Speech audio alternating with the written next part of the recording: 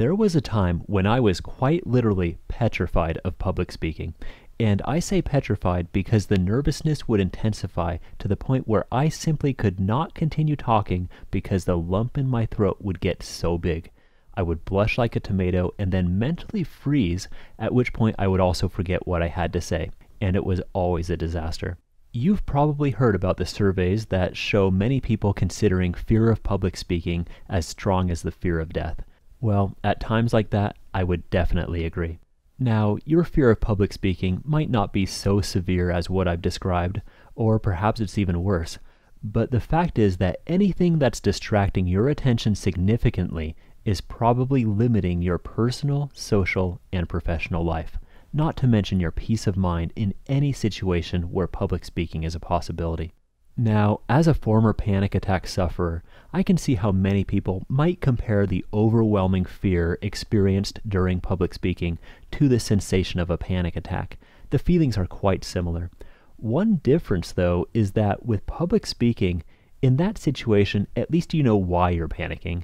You could escape it if you had to, or just not show up for the presentation. The difference with panic disorder or panic attacks is that in that situation, you're not necessarily sure why you're feeling that sensation of fear and overwhelm. And because of that, it seems like there's no way out. There's no escape.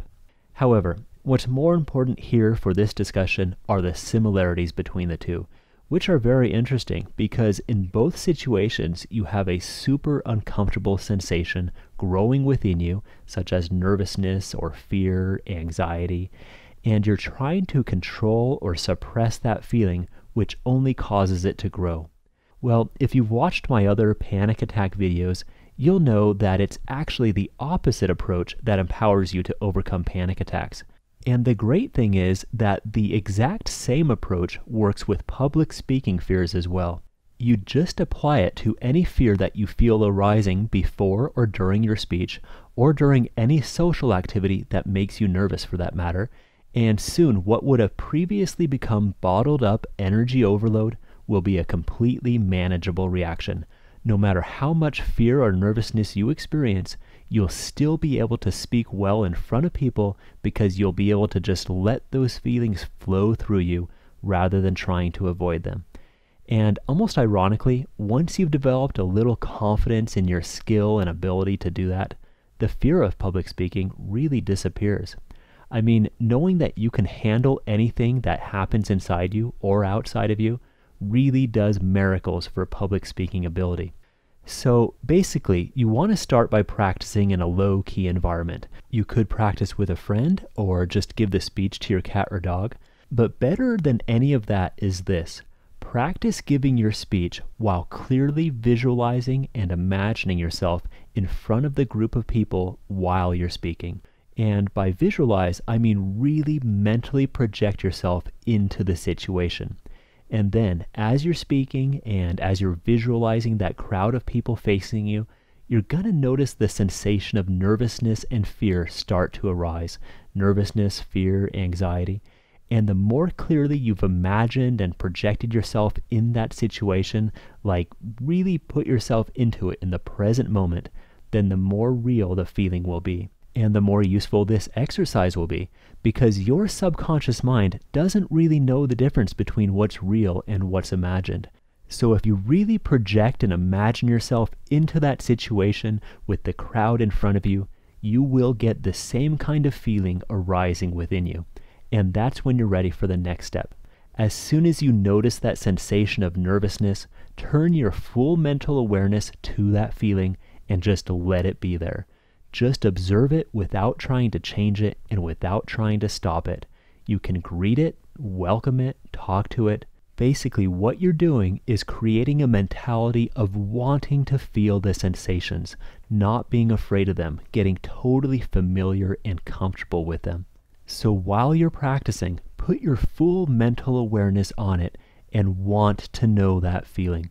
Try describing it, use any adjectives you can think of. Just do whatever works for you to get absolutely comfortable with that sensation. Treat that feeling like it's your best friend, that you want it to be there, that you want it to come. Your attitude should be like, bring it on, I can handle you. Now, I know this might sound weird at first, but if you practice this on a daily basis, you'll become so familiar with that feeling that it will no longer scare you when it arises when you're really giving your speech. The key is to let it be there, want it to be there, just be aware of and accept it as it grows. When you develop your mental approach of accepting those feelings in your body, and you continue accepting them no matter how intense they get, they eventually stop growing at all.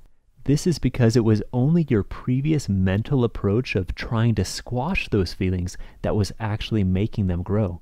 You see, you were trying to suppress the feeling because you were afraid of it. But avoidance is fear-based, and that fear was adding adrenaline to the feeling which was being caused by adrenaline in the first place. And this goes back to the panic attack connection. Being fearful of an adrenaline-related sensation only adds adrenaline and intensity to that sensation. You see, nervousness comes from adrenaline. When you try to suppress it because you're afraid of it, you're just causing the feeling of nervousness to grow, which then causes your fear to grow, which then adds more adrenaline to the nervousness. It's an intensifying spiral of fear is what it is, and that's just like a panic attack. And it converts public speaking fear into public speaking terror. The good news is that, as with a panic attack, the magic key to reversing that spiral and overcoming debilitating levels of public speaking fear is simply to learn to accept those sensations, even welcome them, embrace them, get 100% familiar with them, and choose to let them come. With that, you'll be able to continue giving an effective speech no matter how much fear and nervousness arises within you. You'll be able to just let it flow through you rather than having to turn it into bottled up energy overload. The best part is that with a little time and growing confidence in your ability to handle those sensations, your underlying fear of public speaking will just dissolve. You'll reverse the negative associations that it has for you. Okay, I hope this helps some of you out there. If anything in this video resonated with you, you'll probably benefit even more from my free audio program. It's a bit longer, but much more comprehensive, and it's totally free to listen to online at mc2method.org. You don't need to pay for or sign up for anything.